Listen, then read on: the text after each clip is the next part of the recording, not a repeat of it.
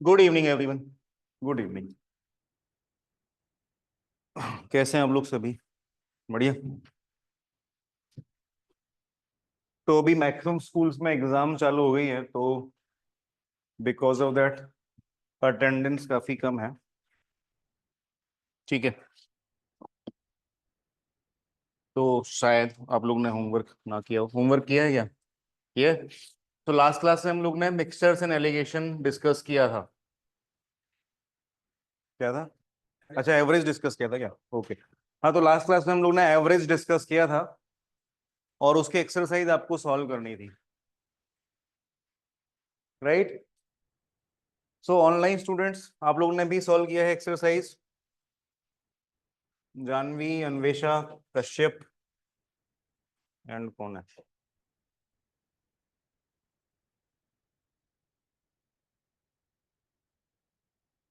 Saumya.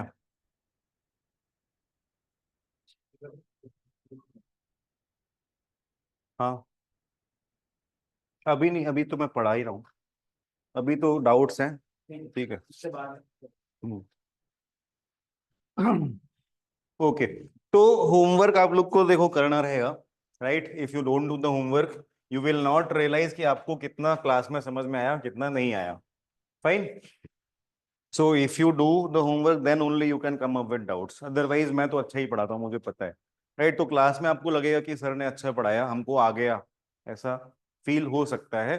But when you solve for your self तो आपको पता चलता है कि यार क्वेश्चंस नहीं हो रहे हैं सॉल्व, या उतना मजा नहीं आ रहा है कि हम सॉल्व तो कर पा रहे हैं बट बहुत टाइम लग रहा है। राइट, बहुत ज़्यादा कैलकुलेशंस हो रही है। तो ऐसे भी सारे क्वेश्चन जो आप बहुत टाइम लगा के सॉल्व कर पा रहे हैं या बहुत कैलकुलेशन करके सॉल्व कर पा रहे हैं, वो सब भी मतलब सॉल्व नहीं हो रहा है ऐसा समझ लो, क्योंकि एग्जाम में जब आप इतना टाइम लगाओगे या इतना कैलकुलेशन करोगे तो आपको क्वेश्चन छोड़ने ही पड़ेंगे फिर। ठीक है। So we have to practice in such a way कि हम लोग क्वेश्चंस को बहुत एफिशिएंटली सॉल्व कर पाए इन मिनिमम पॉसिबल टाइम। राइट। तो इसके लिए आपको प्रैक्टिस करनी है। क्लियर है? सॉल्व करने के लिए प्रैक्टिस नहीं करनी, सॉल्व तो कर लोगे बट कितने कम टाइम में सॉल्व करना है वो प्रैक्टिस करनी है। ठीक है, तो उसके लिए आपको होमवर्क करना पड़ेगा। उसके अलावा हम लोग ऑनलाइन टेस्ट भी असाइन करते हैं आपको, हर एक टॉपिक फिनिश होने के बाद वो भी सॉल्व करने रहेंगे। ठीक है।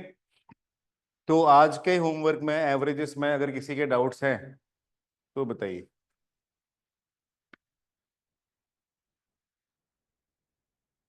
एवरेज में किसी का कोई डाउट नहीं है? हाँ। 11 एंड 13। 11 एंड 13 के अलावा किसी का कोई डाउट है तो you can let me know. Online students आप लोग चैट में डाल सकते हैं क्वेश्चन नंबर, या आप अनम्यूट करके भी बोल सकते हैं। ऑफलाइन स्टूडेंट्स आप लोग भी अनम्यूट करके बोल सकते हैं।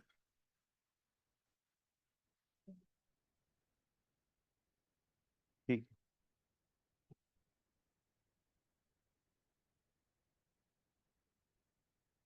11 and 13। So question 11।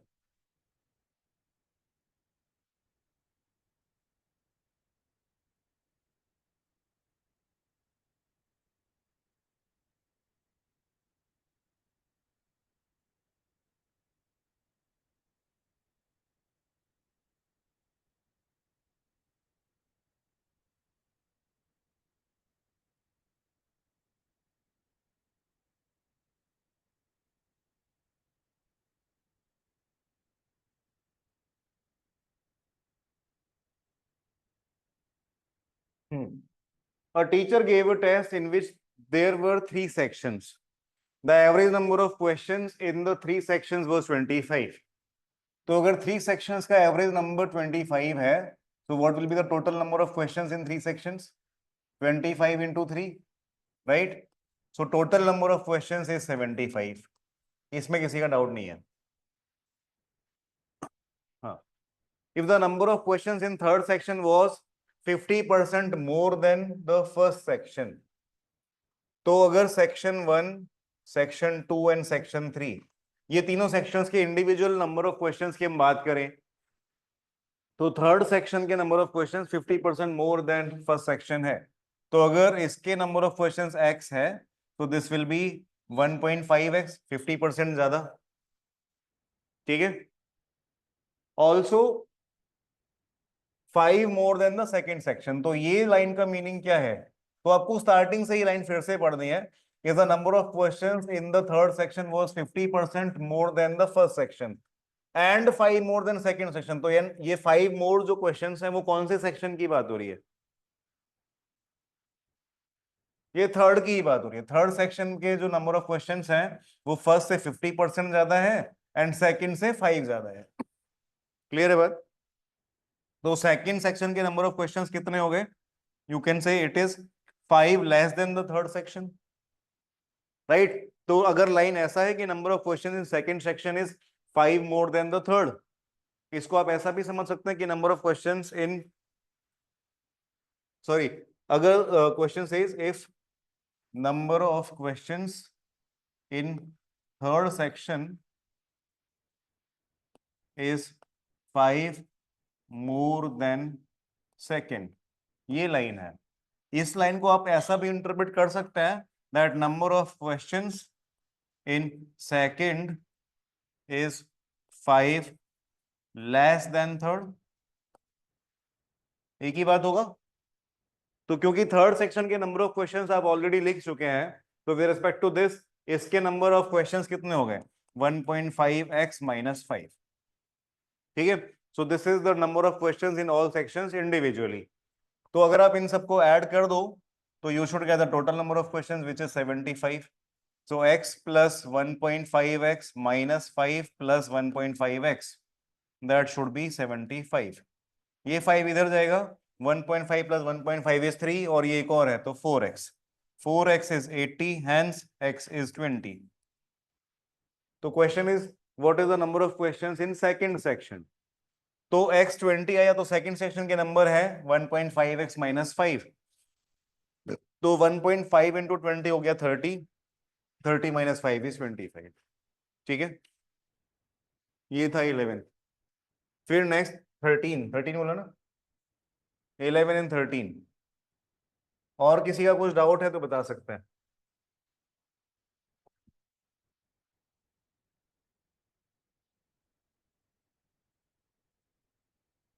13,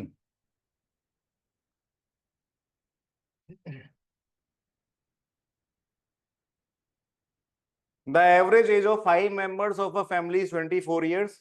If the youngest member is 8 years old, then what was the average age of the family just before the birth of the youngest member? ठीक है,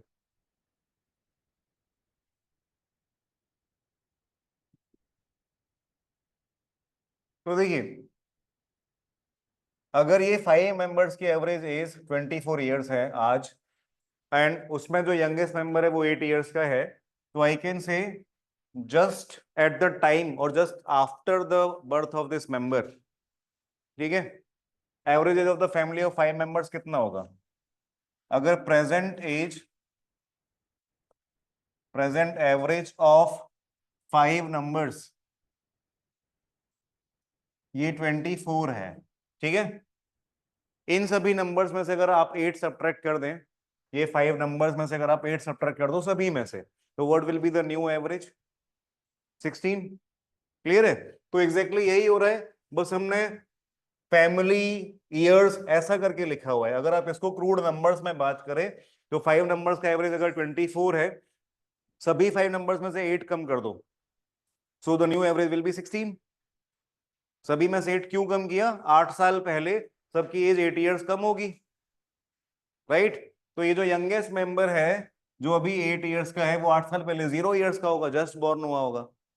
बात समझ आ रही है? और बाकी सब जो थोड़े बड़े हैं उनकी एज जो भी होगी वो पॉजिटिव में होगी कुछ। So I can say average of 5 numbers, 5 persons, average of 5 persons 8 years ago, 8 years ago, ये कितना होगा? दिस विल बी 24 माइनस 8, तो 16, राइट? ये 16 ईयर्स है, 5 पर्सन की एज है। तो इन 5 पर्सन की एज अगर 16 है तो इनकी टोटल एज कितनी होगी? Total age will be 16 into 5, 80। तो ये 5 लोग की टोटल एज 80 है। अब इसमें जो सबसे छोटा मेंबर है वो तो अभी जस्ट बॉर्न हुआ है। Question says what is the average age of the family just before the birth of this youngest member. तो जब वो बर्थ उसका होने ही वाला था, हॉस्पिटल में थे, तो उस समय तो 4 ही मेंबर थे फैमिली में। तो वो 4 मेंबर की टोटल एज भी कितनी थी?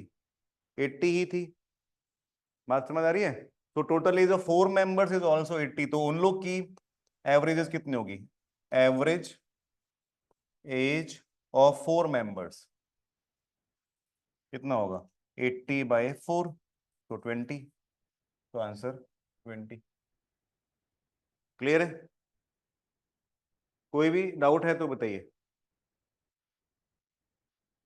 समझ आ रहा है? इजी है।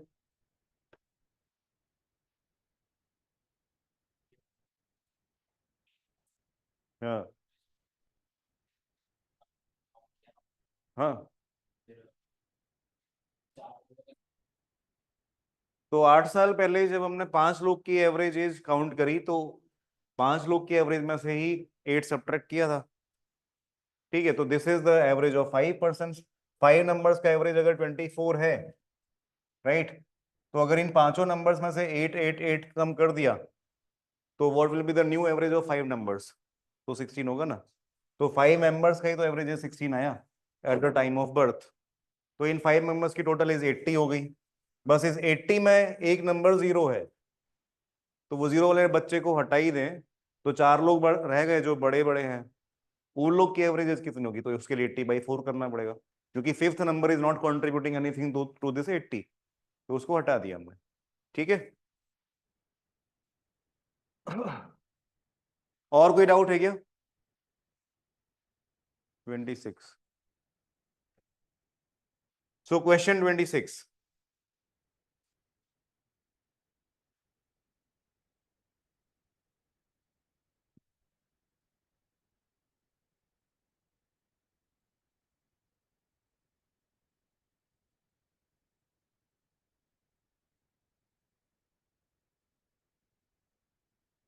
The average of 8 numbers is A and one of the numbers is 14.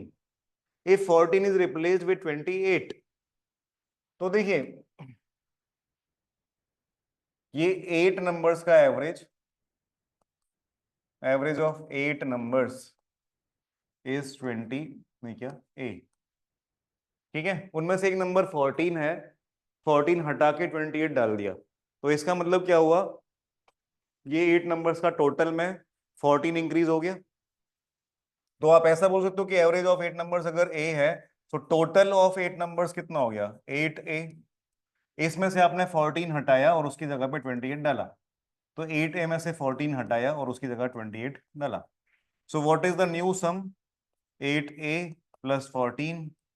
What will be the new average? इसको 8 से डिवाइड कर दो, फिर से नंबर तो 8 ही रहे, एक नंबर हटा के दूसरा डाला तो टोटल नंबर तो 8 ही रहा ना, right. So new average will be 8A plus 14/8।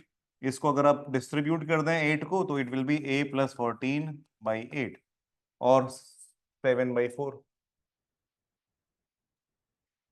ठीक है, सो दैट इज 26।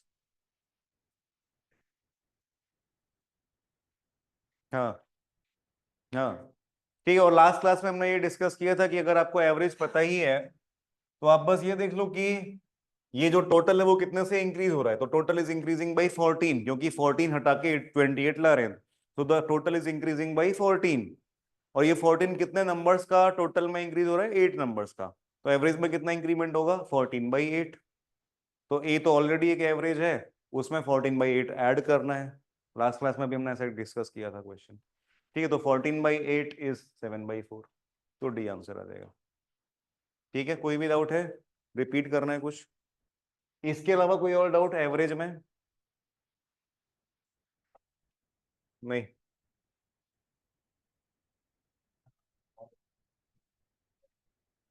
कौन सा 20? 20? देखिए, क्वेश्चन 20।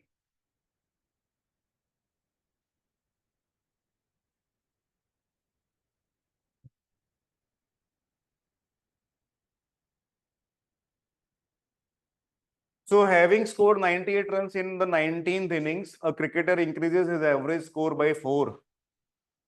तो आई थिंक ये क्रिकेट का टर्मिनोलॉजी सबको समझ में आता होगा बेसिक, कि एवरेज स्कोर क्या होता है, ठीक है। तो 19th इनिंग मतलब वो जो प्लेयर है वो पहले 18 टाइम्स बैटिंग करने जा चुका है अपने करियर में, ये 19th टाइम आज गया और आज उसने 98 रन स्कोर किए। क्लियर है? तो ये स्कोर करने के बाद उसका जो करियर एवरेज है टोटल 19 इनिंग्स का जो एवरेज है, 19 इनिंग्स का एवरेज मतलब उन सभी इनिंग्स का टोटल अपॉन 19 ये होगा।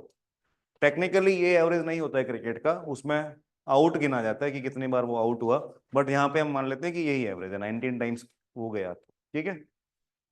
Okay, so a cricketer increases his average by 4, तो what will be the average score after the 19th innings.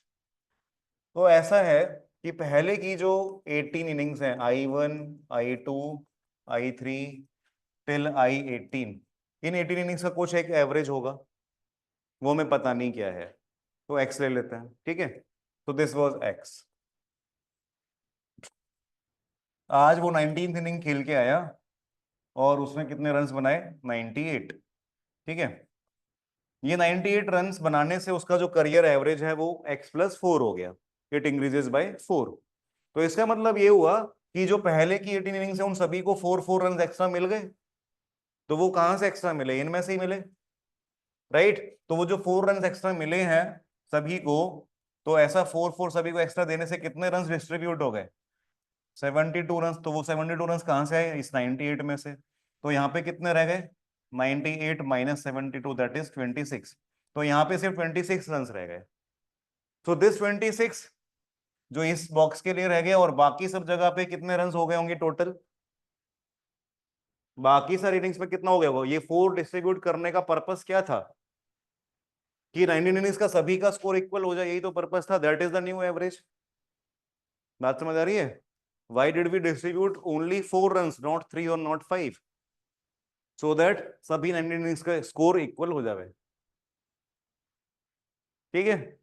So if that happens, तो हम क्या बोल सकते हैं कि the new average is 26 because that was the score that remained with 19th inning, बाकी सारे रन तो चले गए। So the new average is 26। तो बस वही चाहिए, है ना। इसमें ये भी पूछ सकते हैं what was the old average, तो अगर न्यू एवरेज 26 है तो पुराना उससे 4 रन कम था, तो 22, ठीक है। और कोई डाउट है बताइए? समझ आया? Any other doubt? नहीं, ठीक है। तो एक काम करते हैं, आप लोग को 3-4 चैप्टर्स मैंने करवा दिए हैं, है ना। परसेंटेज था, फिर प्रॉफिट एंड लॉस था, फिर SICI था, और अभी ये एवरेज है। तो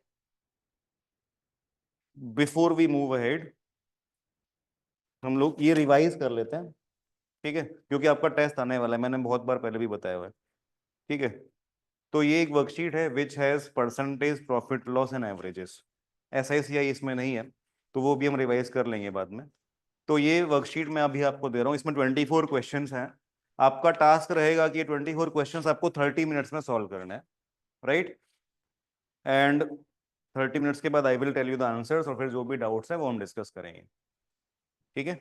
ओके, ऑनलाइन स्टूडेंट्स, आपके पास ये वर्कशीट आपको ग्रुप में PDF में आ जाएगी, तो आप वहां से डाउनलोड करके सॉल्व करना स्टार्ट कर सकते हो, ठीक है। इनफैक्ट मैं अभी शेयर ही कर देता हूँ। तो PDF में तो सभी को मिल जाएगा, आप लोग भी ग्रुप में हैं तो यू विल गेट दैट, ठीक है।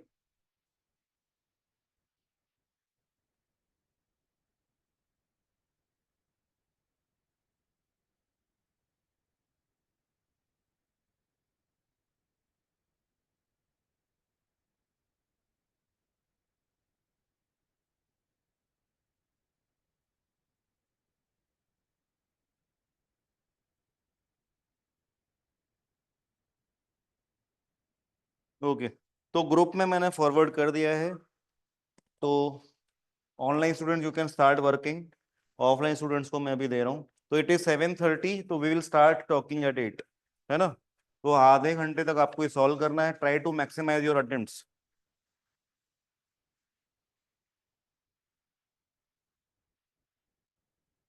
अगर ऐसा है कि किसी ने कोई क्लासेस अटेंड नहीं की थी तो भी टॉपिक्स आप अटेम्प्ट तो कर सकते हैं।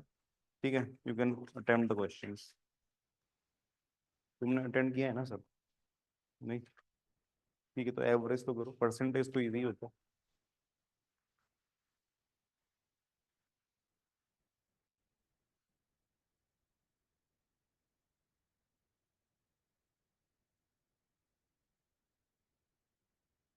जो हो गया।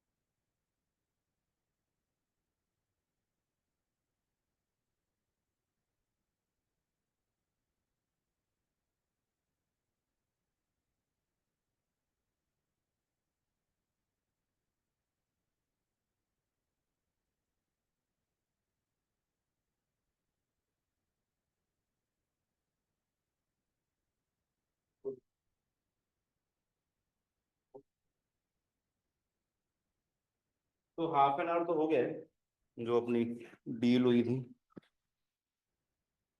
हो गया सॉल्व सभी का? बाकी है? कितने तक हुए? 13। ओके। तो चलो 5 मिनट्स और है। कितने 24 क्वेश्चन है ना? 5 मिनट्स और है, उसमें आप जितना और सॉल्व कर सकते हो कर लो। देन वी विल फिर, वरना डिस्कस करने का टाइम नहीं बचेगा। ठीक है, तो 5 मिनट्स और है, उसमें आप फिनिश करो। ऑनलाइन स्टूडेंट्स आप लोग का किसी का अगर पूरा हो गया हो तो you can put that in chat कि डन, फिनिश्ड।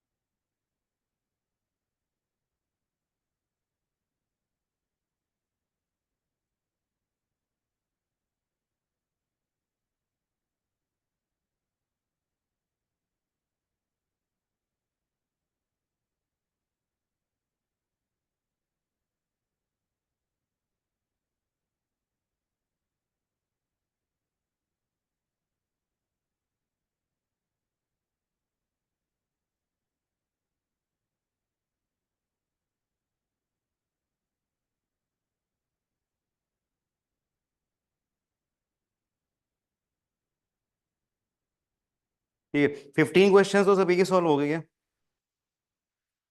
ओके, तो हम 15 क्वेश्चंस के आंसर्स डिस्कस करते हैं, राइट? एंड देन बाकी क्वेश्चंस आप लोग फिर घर से सॉल्व करना। तो first answer is B. Answers आप लोग नोट कर लें। ऑनलाइन स्टूडेंट्स आप लोग भी आंसर्स नोट कर लो, एंड उसके बाद अगर डाउट्स हैं तो we will discuss. Second A, third B,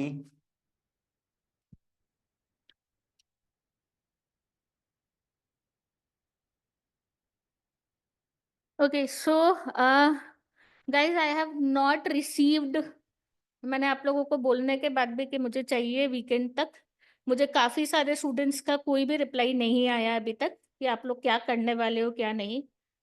तो वो मुझे चाहिए answers, it is not optional. ठीक है, सबको बताना है मुझे।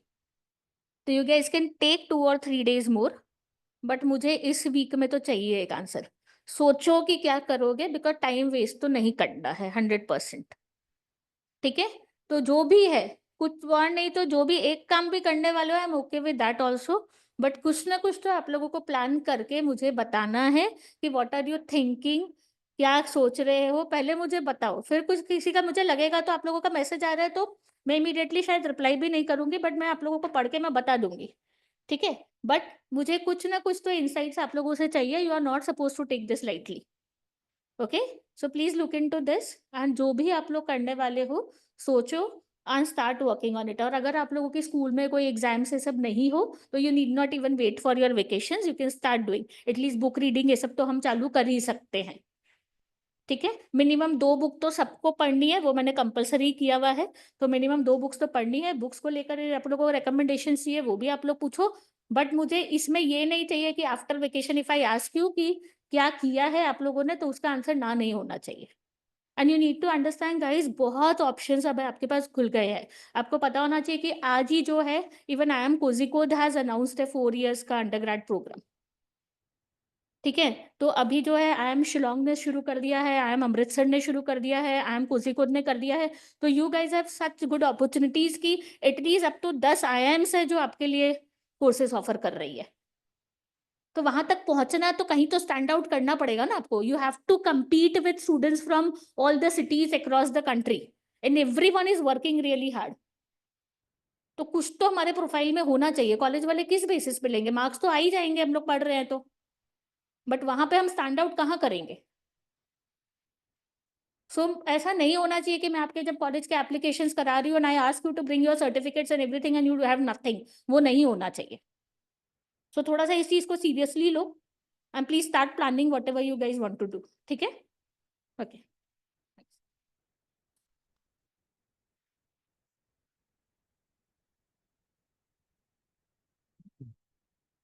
तो हाँ, फोर्थ, ठीक है। तो ये जो मैम ने अभी बोला है कि you should have something when you start applying, तो ये मैम का हम लोग 10-11 ईयर से अभी स्टूडेंट्स को कॉलेजेस भेज रहे हैं, राइट।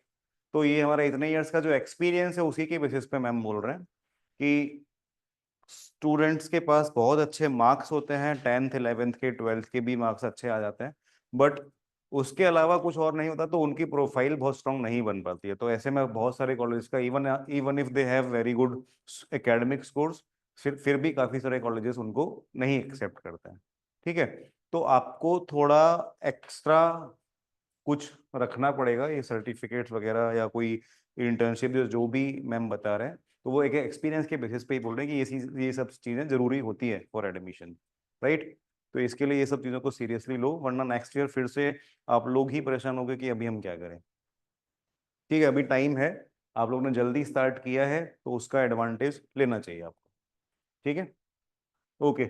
ये आंसर्स मैंने लिख दिए 15 तक, ये आप लोग कंपेयर कर लें आपके आंसर्स के साथ, और अगर कोई आंसर रॉन्ग है तो डाउट है ही, कोई आंसर नहीं आया वो भी डाउट है, कोई आंसर आ गया बट बहुत टाइम लगा सॉल्व करने में तो वो भी डाउट है।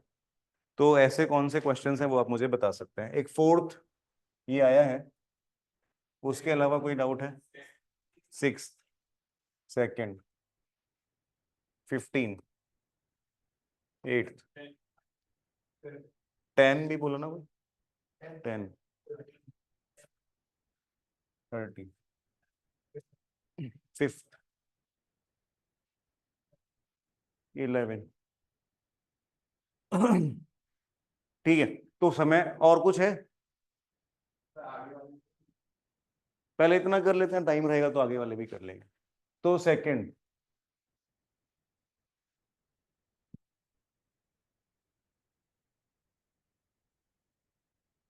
ऑनलाइन स्टूडेंट्स आप लोग की भी डाउट्स हो सकते हैं, आप लोग कुछ जवाब ही नहीं दे रहे हो।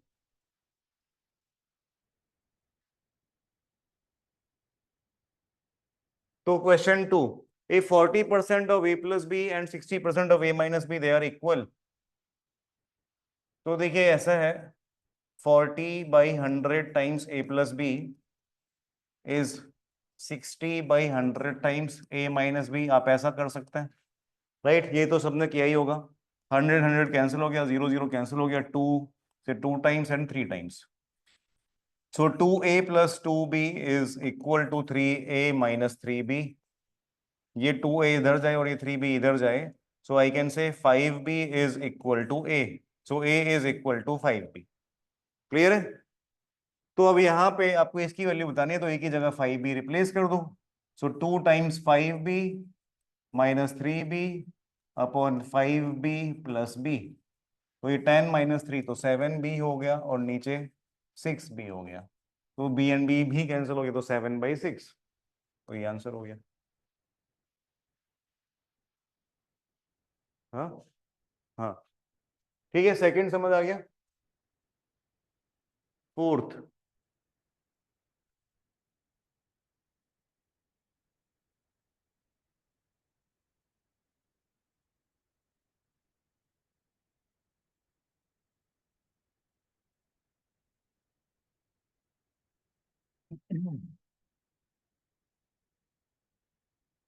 Fourth, Raju went to market to buy 1.5 kg of dried peas having 20% water content।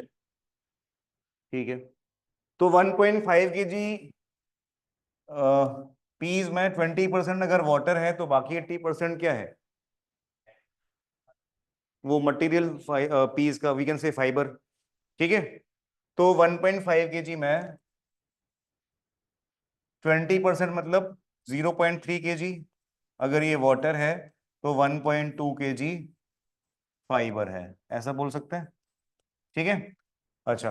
Now he went home and soaked them for some time and the water content in the piece becomes 60%।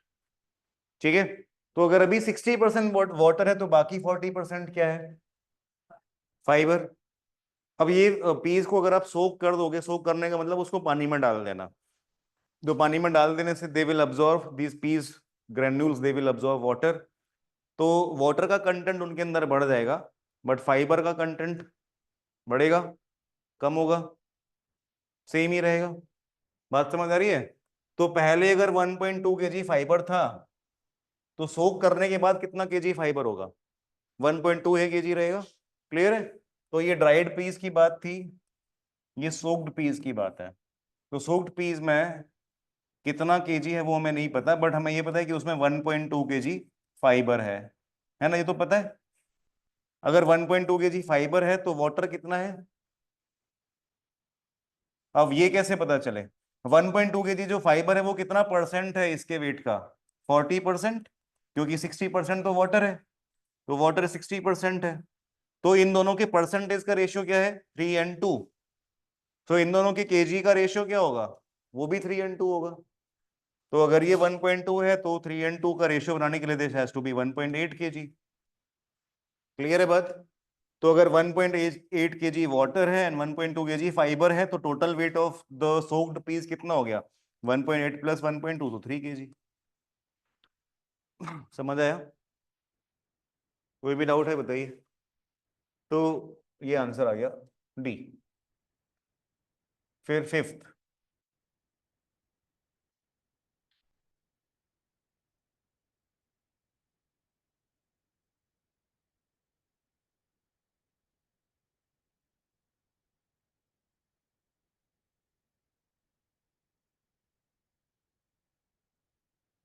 two numbers are respectively 25% and 20% less than a third number. What percent is the first number of the second? तो देखिए बड़ा easy question है। आप सबसे पहले third number से चालू करो। तो थर्ड नंबर अगर आप अज्यूम कर लो 100 है, ठीक है, तो दो नंबर जो इससे 25% एंड 20% लेस है, तो ये नंबर 75 हो गया जो इससे 25% कम है, और ये नंबर 80 हो गया। ये फर्स्ट नंबर हो गया और ये सेकंड नंबर हो गया। ठीक है, यहां तक कोई doubt? Now question is what percent is the first number of the second. तो अब क्वेश्चन सिर्फ इतना है कि 75 80 का कितना परसेंट है। तो और इजी कर लो, अगर किसी के 80 मार्क्स में से 75 आए तो कितने परसेंट आए, ये तो कर सकते हो। अगर 80 मार्क्स के पेपर में किसी का 75 आए तो कितना परसेंट हुआ, तो 75/80 इंटू 100। क्लियर है, तो आंसर आ जाएगा।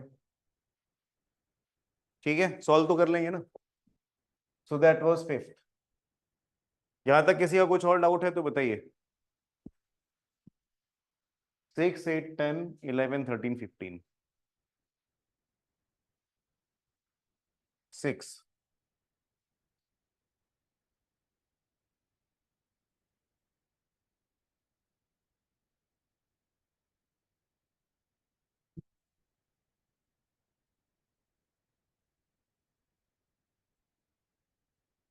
Six. The average of n numbers is 41. If two-thirds of the numbers are increased by 9 and the remaining are decreased by 6, find the new average. तो two-thirds of the numbers are increased by 9, तो ऐसा assume कर लेते कि तीन ही numbers हैं, है ना। ऐसा अज्यूम कर लें कि अगर तीन ही नंबर्स हैं तो टू-थर्ड ऑफ द नंबर्स कितने हो गए, टू नंबर्स, राइट। तो टू नंबर्स को अगर आप 9 से इंक्रीज करें तो 18 इंक्रीमेंट आया, और फिर 1/3 बाकी रिमेनिंग कितना रहा, एक ही रहा। उस एक को अगर आप 6 से डिक्रीज करेंगे तो 18 यहाँ इंक्रीज हुआ और 6 यहाँ डिक्रीज हो गया, तो नेट इंक्रीमेंट कितना आया, 12।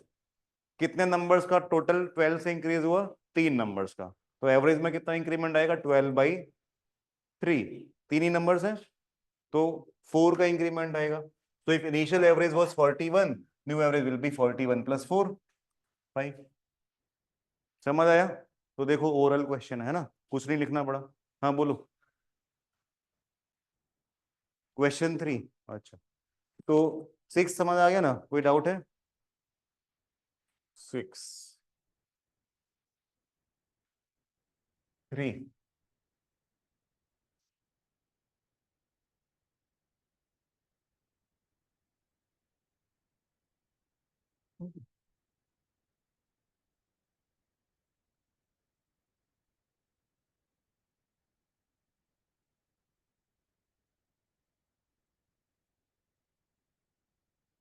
द लिस्ट प्राइस का मतलब होता है प्राइस टैग पे जो प्राइस लगाया हुआ है, ठीक है। तो the list price of a lamp is ₹200. While purchasing this lamp, a person gets two discounts. The first discount was 20%. He finally pays 144. What is the second discount? तो देखिए 200 प्राइस, 200 रुपीज उस पर प्राइस टैग लगाया हुआ है। फिर वो खरीदने जाता है तो दुकानदार बोलता है कि मैं आपको 20% डिस्काउंट दे दूंगा, फिर वो बोलता है और दो, तो वो और दे देता है। तो फाइनली ही हैज टू पे 144। तो 200 पे अगर 20% डिस्काउंट मिला तो कितना डिस्काउंट मिल गया, 40 रुपया, ठीक है। तो 200 रुपीज उसका प्राइस है, 20% डिस्काउंट मतलब 40 रुपीज लेस हो गया, तो 160 आया। अब 160 में और लेस हुआ तो 144 आया, तो कितना लेस हुआ, 16 रुपए। अच्छा, तो अब समझ आ गया ना। तो 160 में 16 और डिस्काउंट हो तो 10% हो गया, ठीक है। 6 के बाद क्या था, 8 और 10, फिर 11, 13, 15, ठीक है। सो eighth,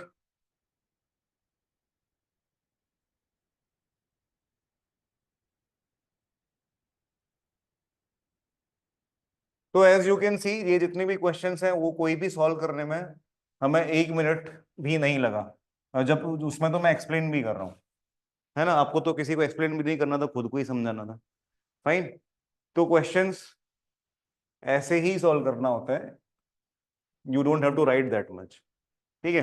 a merchant professes to sell goods at loss of 15% but gives 80 centimetre of cloth instead of 1 metre, ठीक है। So what is his gain percent. तो इसमें देखिए समझने वाली बात क्या है, प्रोफेसिस ऐसा क्यों लिखा हुआ है, तो this is we can say ये सटायर है कि वो ऐसा बोलता है बड़ी बड़ी बातें कि मैं तो भाई लॉस में धंधा कर रहा हूँ, है ना, कि 15% लॉस पे दे रहा हूँ मैं तो। बट जब आप खरीदने जाते हैं उससे कि भाई सस्ता दे देगा, तो वो आपसे चीटिंग करता है। आप बोलते हो 1 मीटर कपड़ा दे दो काट के, वो उसकी जगह पे सिर्फ 80 सेंटीमीटर ही देता है। बात समझ आ रही है। तो even though he claims to be selling at loss but he is still making profit. ठीक है, तो आप ऐसा अज्यूम कर लो कि ये जो 1 मीटर क्लॉथ है उसके उसका प्राइस ये मर्चेंट के लिए 100 रुपीज है। ठीक है, तो 1 मीटर क्लॉथ वो 100 रुपीज का लेके आता है। 1 मीटर मतलब कितना होता है, 100 सेंटीमीटर। ये 100 सेंटीमीटर का क्लॉथ वो 100 रुपीज का अपने स्टोर पे लेके आया। ये क्लियर? फिर उसने बोला कि आप मेरे पास 1 मीटर कपड़ा लेने आओगे तो मैं 15% डिस्काउंट पे दे दूंगा, लॉस में दे दूंगा। तो 15% लॉस मतलब वो कितना क्लेम करता है, उसका क्लेम कितना है, क्लेम्स कि 100 सेंटीमीटर का कपड़ा I will give in 85 rupees. ये उसने क्लेम किया हुआ है।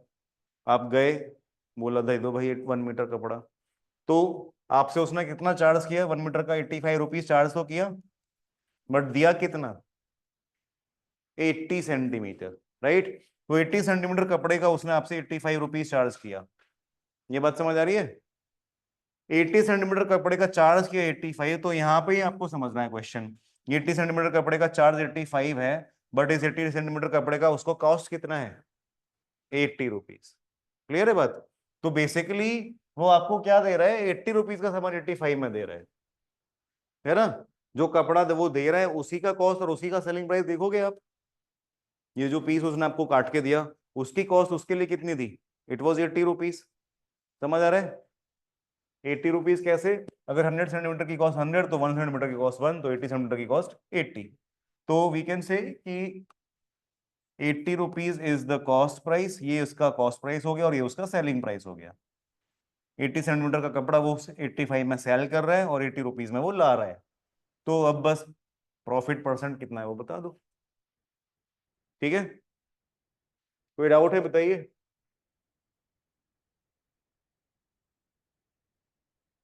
10th,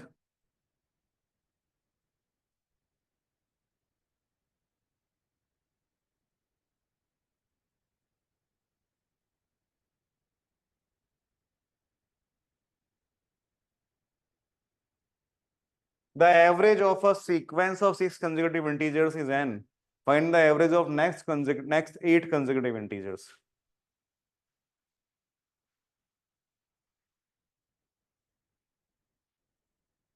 तो 6 consecutive integers आप बोल सकते हैं 1 2 3 4 5 6 ये हैं। नेक्स्ट 8 क्या होंगे, 7 to 14, है ना? तो ये लोग का एवरेज कितना है, 1 + 6/2 दैट इज 3.5। ये n है। ये 1 + 6/2 कैसे किया, याद आ रहा है? ये एक एपी है, तो एपी का एवरेज कैसे करते हैं, first plus last by 2। Fine. ये एक और एपी है जिसका एवरेज क्या होगा, 7 + 14/2, तो दैट इज 10.5। तो ये n अगर 3.5 है तो ये n के टर्म्स में कितना हुआ, 3.5 + 7, तो n + 7। क्लियर है क्या, कोई भी डाउट इसमें बताइए? So this was 10th. 11,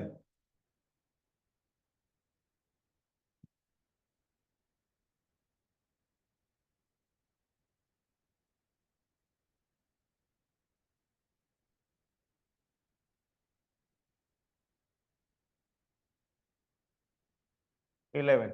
A man bought 4 eggs for a rupee and sold 3 eggs for a rupee. How many eggs he should sell to get a profit of ₹100? तो देखिए,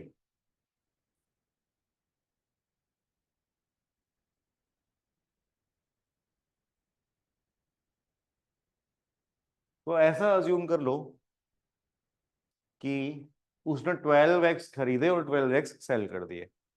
12 कहां से आया, 4 and 3 का एलसीएम, है ना? तो 12 नंबर क्यों आया, उसका रीजन समझ में आ रहा है? क्योंकि हमें एक ऐसा नंबर सोचना था जो 4 and 3 दोनों की टेबल में आता हो, तो वो 12 है। तो मैं अज्यूम करता हूँ कि उसने 12 एक्स परचेज किए। यहाँ पे जो लिखा है 12 एक्स फॉर अ रुपी उसने पर मैन बॉट, तो इसका मतलब ये नहीं कि उसने 4 एक्स ही खरीदे। इसका मतलब ये है कि उसने जो जितने भी एक्स खरीदे वो 4 एक्स पर रुपए के हिसाब से खरीदे। तो आप अगर मान लो कभी फ्रूट्स लेने जाओ और वो बोलता है कि ऑरेंजेस 100 रुपीज अ केजी है, तो इसका मतलब ये नहीं कि आप 1 केजी ही लोगे, आप आधा केजी भी ले सकते हो, वो उसने तो आपको भाव बताया, प्राइस बताया, आप 2 केजी भी ले सकते हो। क्लियर है ना? तो वैसे इसने बोला कि 1 रुपए के 4 मिलेंगे, तो उसने बोला 12 दे दो। क्लियर है? तो 12x का कॉस्ट प्राइस कितना आया? 3 रुपीज, ये कॉस्ट है। एंड ये 12x अगर उसने सेल कर दिए तो इन 12x का सेलिंग प्राइस कितना आया? 4 होगा, ये सेलिंग प्राइस है। इसमें कोई डाउट है बताइए? तो इसका मतलब ये हुआ कि 12x के ट्रांजेक्शन में 12x परचेज करके सेल किया तो उसको 1 रुपए का प्रॉफिट हुआ, है ना? क्वेश्चन क्या बोलते हैं? How many X should he sell to make a profit of 100 rupees. तो 1 रुपए के प्रॉफिट के लिए 12x का ट्रांजेक्शन लगता है, तो 100 रुपीज के प्रॉफिट के लिए कितना एक्स का ट्रांजेक्शन लगेगा? 1200। तो मतलब तो 1200 एक्स उसको परचेज एंड सेल करने पड़ेंगे। कोई भी डाउट है बताइए? ठीक है, तो इस तरीके से आपको सॉल्व करना होता है। 11th के बाद है 13।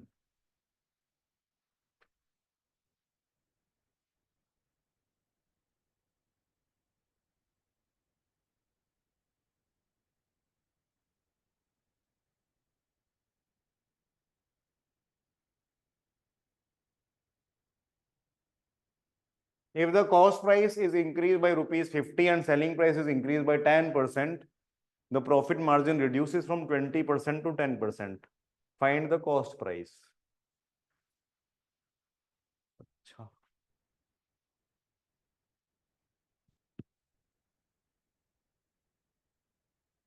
profit margin reduces from,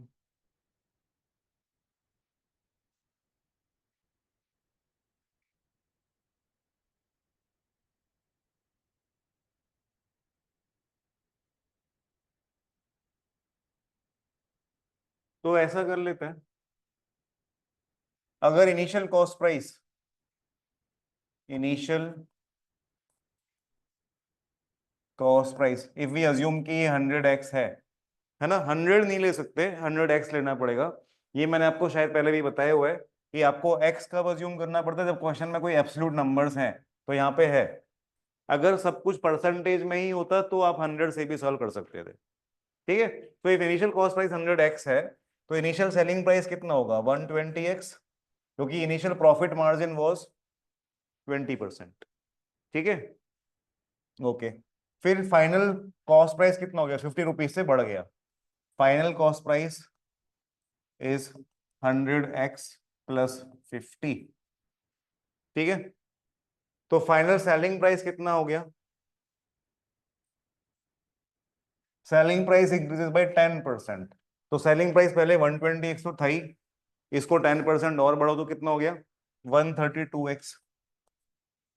ठीक है, ये अगर कॉस्ट प्राइस है और ये सेलिंग प्राइस है तो आई कैन से कि अभी प्रॉफिट मार्जिन कितना है? ओनली 10% है।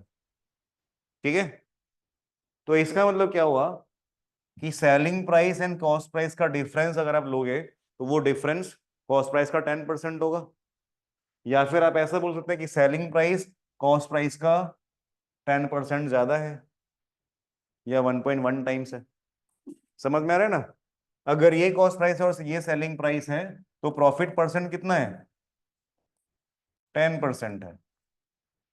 ठीक है, तो आई कैन से cost price plus 10% of cost price जो कि प्रॉफिट है, that should be the selling price.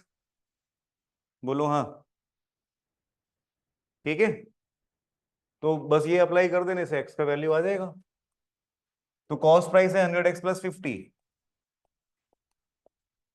अब इसका 10% क्या होगा? 100 का 10% इज 10x एंड 50 का 10% is 5। So that should be the selling price which is 132x। ठीक है क्या? कोई डाउट है? तो 100 प्लस 10 ये 110x हो गया, ये 50 प्लस 5 55 हो गया, and that is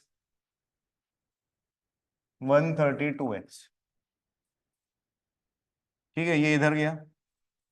so we can say 22x is 55, hence x is 5/2। x अगर 5/2 है तो question is find the cost price. तो कॉस्ट प्राइस मतलब ये इनिशियल वाला, तो 100 टाइम्स 2.5, 5/2 इज 2.5, तो 250 रुपीज हो गया। ठीक है, कोई भी डाउट है बताइए।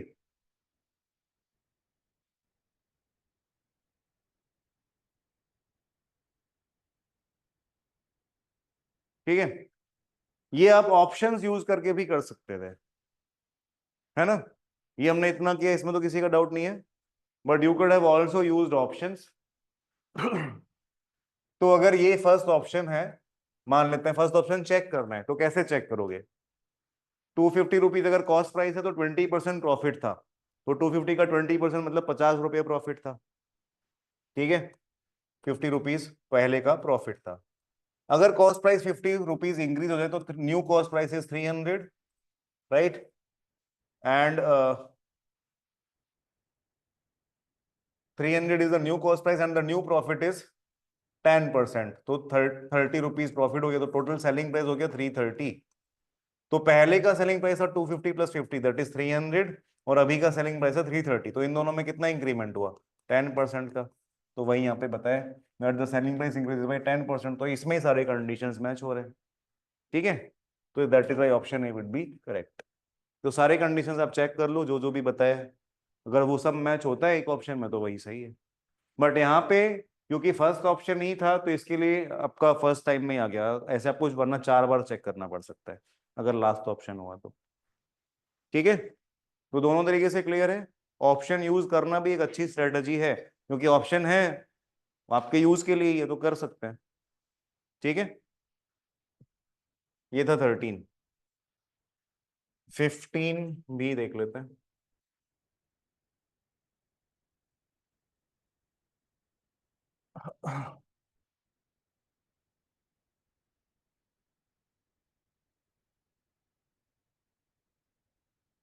A man wills 40% of his wealth to his wife and rest to his children. What percent of the wealth willed to the wife do the children get? तो ये तो इजी है। 100 रुपीज अगर उसके वेल्थ है total, तो wife को कितने मिले? 40। चिल्ड्रन को कितने मिले? 60 रुपए। ठीक है, तो वाइफ को 40 रुपीज मिले, चिल्ड्रन को 60 रुपीज मिले। अब क्वेश्चन क्या है?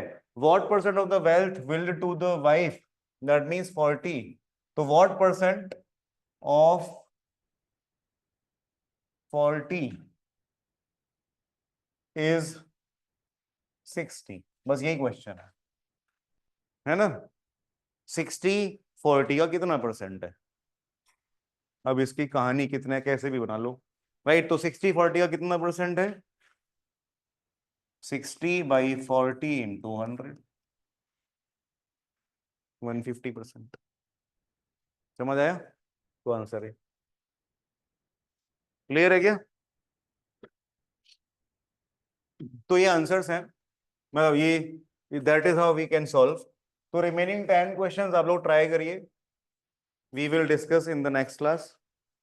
ठीक है, और अगर अभी कर लिया है तो अभी भी पूछ सकते हैं। ठीक है, तो नेक्स्ट क्लास में हम लोग ये डिस्कस करेंगे, and then we will move to our next topic that is allegations, है ना?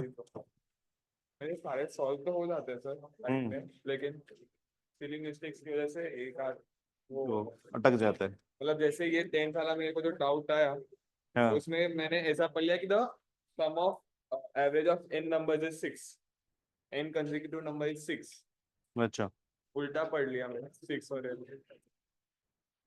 मैम को क्या भेजना है? समझ में क्या कर रहे हैं। तो तुम वो नहीं थी क्या, वो एक ऑनलाइन सेशन रात को रखा था? अच्छा, तो एक बार मैम है उधर, बात कर लो ना उनसे। 22 और 23। कश्यप, कोई डाउट है क्या? Yes sir. ठीक है, तो मैं बंद कर रहा हूँ मीटिंग। डाउट है सर। डाउट है? अच्छा, सॉरी। क्या?